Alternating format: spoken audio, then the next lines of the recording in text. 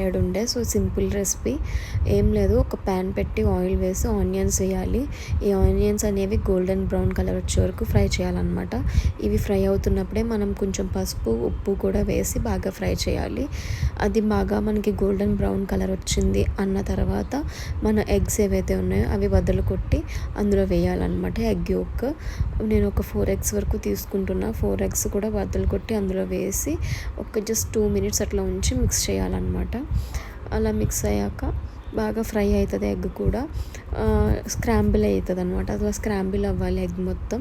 చూసారా అట్లా స్క్రాంబుల్ అయ్యిందో. ఇప్పుడు ఇందులో మనం ఆల్రెడీ పసుపు ఉప్పు వేసాం కదా, ఇందులో సరిపడగా కారం వేసి ఇంకొంచెం సేపు లైక్ ఒక 5 మినిట్స్ వరకు ఫ్రై చేస్తే that's it, our fast and simple recipe egg fry, అంటే మన తెలుగులో కోడిగుడ్డు ఉక్కురు రెడీ.